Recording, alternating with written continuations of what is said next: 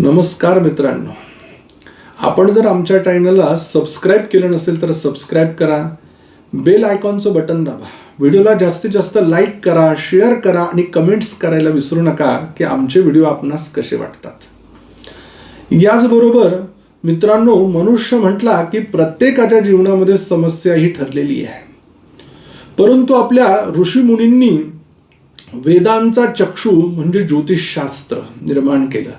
मनुष्याच्या जीवनामध्ये भविष्य काळात येणाऱ्या संकटांवरती मात कशी करता येईल या प्रश्नांचे उत्तर किंवा मार्ग या ज्योतिषशास्त्रामध्ये आपल्याला दर्शवला. मग बऱ्याच वेळेला आपल्याला प्रश्न पडतात की याची उत्तर आपल्याला मिळतील कुठं. अनेक प्रश्न असतात मनामध्ये.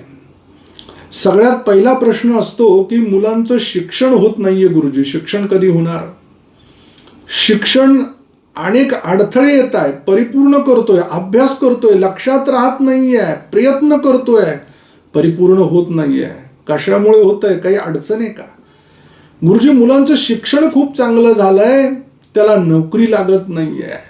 त्याच्यापेक्षा कमी शिकलेला, त्याच्यापेक्षा कमी ज्ञान असलेला मुलगा मोठ्या पदावरती आरूढ झालाय, त्याला नोकरी लागली आहे, परंतु याला अजून कुठल्याही प्रकारची नोकरी लागलेली नाही. गव्हर्नमेंट म्हणजे सरकारी नोकरी आहे की प्रायव्हेट जॉब आहे, कुठे याने काम करावं?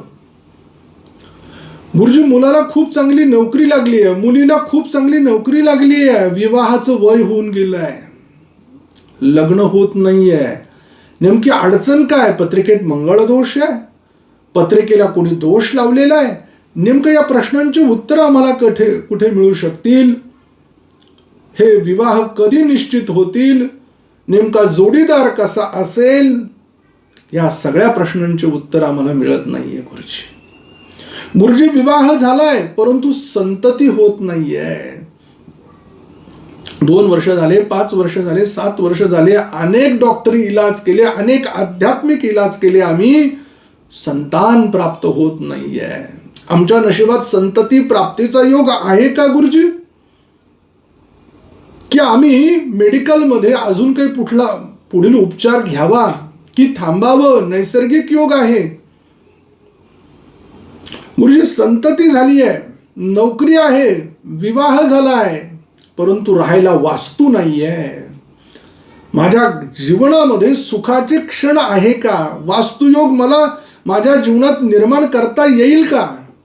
मला जागा घ्यायची आहे, मला शेती घ्यायची आहे, मला वाहन घ्यायचंय.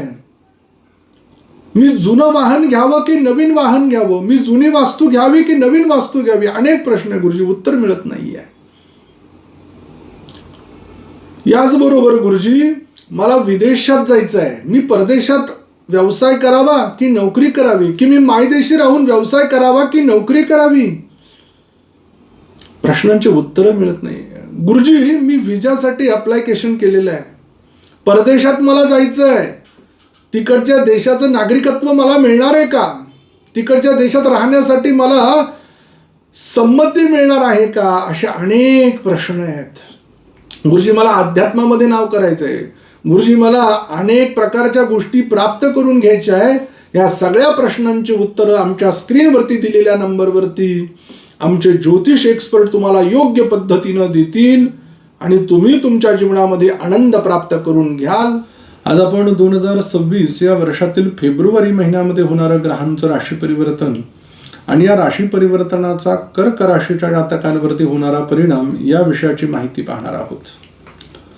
या महिन्यामध्ये काही ग्रह राशी परिवर्तन करतायत. त्यात प्रामुख्यानं 3 फेब्रुवारी या दिवशी बुध ग्रह कुंभ राशीमध्ये राशी परिवर्तन करून येतोय. 5 फेब्रुवारी या दिवशी शुक्र ग्रह कुंभ राशीमध्ये राशी परिवर्तन करून येतोय. 12 फेब्रुवारी या दिवशी सूर्य ग्रह कुंभ राशीमध्ये राशी परिवर्तन करून येतोय. 23 फेब्रुवारी या दिवशी मंगळ ग्रह कुंभ राशीमध्ये राशी परिवर्तन करून येतोय. या राशी परिवर्तनाचा कर्क राशीच्या जातकांवरती नेमका काय परिणाम होणार आहे ते पाहणार आहोत आपण या व्हिडिओमध्ये. तत्पूर्वी एक महत्वाची सूचना, आपल्या जीवनात काही समस्या, अडचणी, संकट असतील तर आमच्या स्क्रीनवरती दिलेल्या नंबरवर आपण फोन करा, संपर्क करा. आमचे ज्योतिष एक्सपर्ट तुम्हाला योग्य असं मार्गदर्शन करतील. ज्यानं आपल्या जीवनातील अडचणी कमी होण्यासाठी नक्की आपल्याला मदत होईल. कर्क राशी ही चंद्र या ग्रहाच्या अधिपत्याखाली येणारी रास आहे. त्यामुळे लग्नी कुठलाही ग्रह नाहीये, प्रथम स्थान ज्याला आपण म्हणतो. त्यामुळे हा महिना शांत आणि एकाग्र विचारांना जाणारा महिना आहे. थोडक्यात टेन्शन न घेणारा आणि जीवनाचा आनंद घेणारा हा महिना असं म्हणायला हरकत नाही कर्क राशीच्या जातकांना. मग बाकीच्या स्थानांचं काय, त्यांचे फल आहेत. द्वितीय स्थान ज्याला धनस्थान म्हणतो, मग या स्थानाचा स्वामी सूर्यग्रह 22 तारखेला राशी परिवर्तन करतोय आणि मकरेतनं तो कुंभेमध्ये जातोय. म्हणजेच काय तर कर्क राशीच्या जातकांसाठी त्यांच्या जोडीदाराचा सपोर्ट या महिन्यात त्यांना मोठ्या प्रमाणात लाभणार आहे. अगदी तुमच्या खांद्याला खांदा लावून तुमचा पार्टनर जेव्हा उभा असतो ना, त्यावेळेला असं वाटतं हे आकाश ठेंगणं झालंय की काय, किती करावं. उत्साह जो मनातनं असतो ना की जोडीदार बरोबर आहे, यापेक्षा दुसरं समाधान कधी कोणाला नसते या महिन्यात. तसा अनुभव तुम्ही या महिन्यात घेणार आहात. परंतु काही कालखंड खूप चांगलं चालतं आणि 12 तारखेच्या नंतर थोडंसं काही एखाद्याचे विचार नाही पटले की मग वादात रूपांतर होतं. म्हणून 12 तारखेच्या पूर्ण जी खरी कसरत आहे ना, ही शांतता थोडी भंग पावणार आहे ना, एकमेकाला समजून घ्या, हे ज्योतिषशास्त्र तुम्हाला सांगताय. तृतीय स्थान ज्याला आपण पराक्रमाचं स्थान म्हणतो, या स्थानाचा स्वामी बुध ग्रह हा 3 फेब्रुवारीला राशी परिवर्तन करून मकरेतनं कुंभेमध्ये जातो आहे. तर आपला जो विवाह आहे, विवाह निश्चिती जी आहे, नात्यामध्ये किंवा नात्यातल्या व्यक्तीकडनं, थोडक्यात आपल्यापेक्षा लहान बहीण भावंडांकडनं जमवलं जाणं, हा जो एक आनंदाचा क्षण आहे ना, तोही या महिन्यात तुम्ही अनुभवू शकतात. पण महिन्याच्या पहिल्या 3 दिवसातच हा निर्णय झाला तर उत्तम असेल, नंतर तो भिजत पडेल. यानंतर एक विशेष सूचना मी कर्क राशीच्या जातकांना अशी देतो, काही व्यवसाय वगैरे करण्याचा विचार तुम्ही करताय, पण तो 3 फेब्रुवारीच्या आत केलं तर ठीक, त्या पुढे असेल तर मी सांगेल थांबून घ्या पूर्ण महिनाभर. नाही तर मग ते धोबिका कुत्ताना घरकाना घाटका धड, हे नाही ते नाही आणि खड्ड्यात अटकून पडायचं. म्हणून 3 तारखेचा कालखंड कर्क राशीच्या जातकांसाठी धोक्याची घंटा वाजवणार आहे. त्यामुळे विचारपूर्वक पाय उचलायचा आहे, हे मी तुम्हाला विशेष सांगतो. त्यानंतर चतुर्थ स्थानाला सुखस्थान म्हटलं. या स्थानाचा स्वामी शुक्र ग्रह 5 फेब्रुवारीला सप्तमात अष्टमात जातो आहे.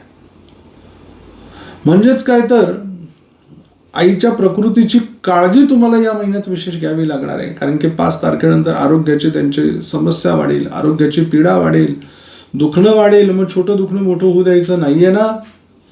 वेळीच डॉक्टरांचा घेतलेला सल्ला हा उत्तम असणार आहे.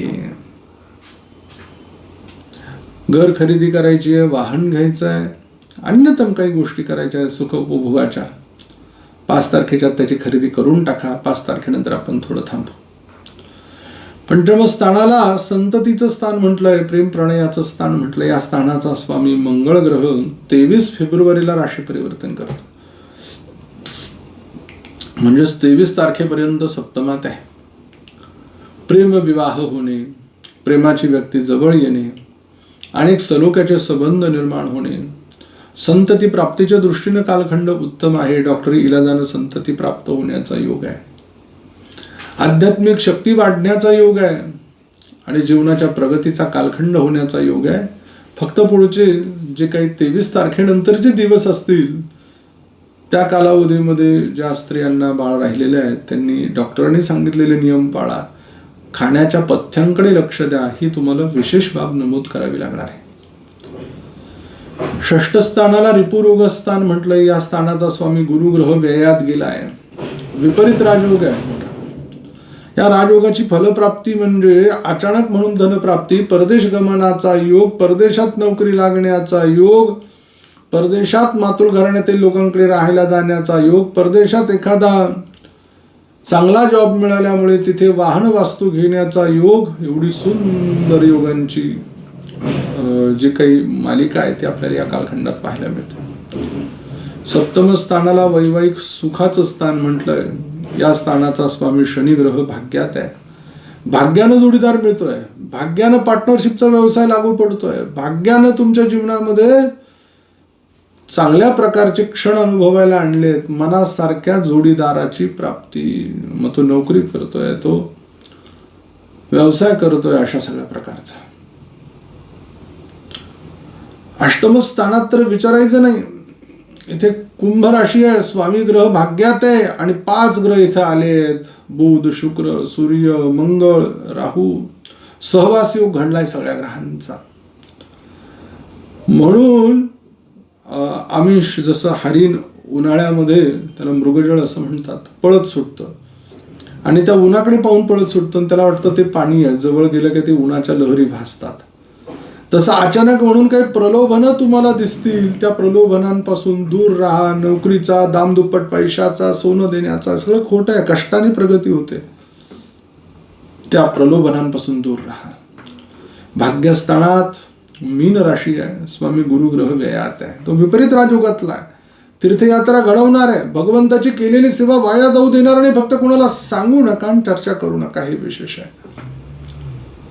दशम स्थानामध्ये मेष रास आहे, स्वामी मंगळ ग्रह हा 23 तारखेला अष्टमात आलेला आहे, तोपर्यंत तो सप्तमात आहे. मग ज्या वेळेला दशमेश सप्तमात आहे, जोडीदाराला त्यानं चांगला व्यवसाय दिलाय, जोडीदाराला मोठं पद दिलंय, अनेक ज्या अडथळे आणणाऱ्या गोष्टी होत्या त्या त्यानं दूर केल्या आहे, प्रगतीचे मार्ग त्याने उघडे केलेत. फक्त काही गोष्टी विचारपूर्वक करायच्या आहेत, एवढं फक्त तुम्हाला लक्षात ठेवायचं आहे. एकादश स्थान तिथे वृषभ राशी आहे आणि स्वामी शुक्र ग्रह हा 5 तारखेला राशी परिवर्तन करून अष्टमात आलेला आहे. लाभेश अष्टमात मिळालेल्या लाभांचा दुरुपयोग होऊन, म्हणून मी पहिल्यांदाच सांगितलं, प्रलोभनापासून दूर राहा. मिळालेल्या लाभाचा उपयोग परिवारातल्या लोकांना विचारल्याशिवाय करू नका. व्ययामध्ये मिथुन रास आहे, स्वामी बुध ग्रह विपरीत राजयोगात येतोय 3 तारखेनंतर.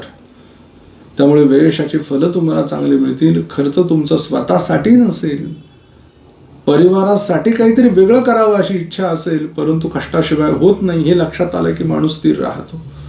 कर्क राशीच्या जातकांसाठी शुभ अंक 2 आहे, शुभ रंग हिरवा आहे. कुठल्या दिवशी चांगले कामं कराल? 1 तारीख, 2 तारीख, 3 तारीख आणि 4 तारीख आहे. अशुभ दिवस कोणते आहेत ज्या दिवशी आपल्याला चांगले कामं नाही करायचे? 7 तारीख, 8 तारीख, 23 तारीख, 24 तारीख आणि 25 तारीख आहे. आपल्याला एक मंत्र देतो, या मंत्राचं आपण पठण करा.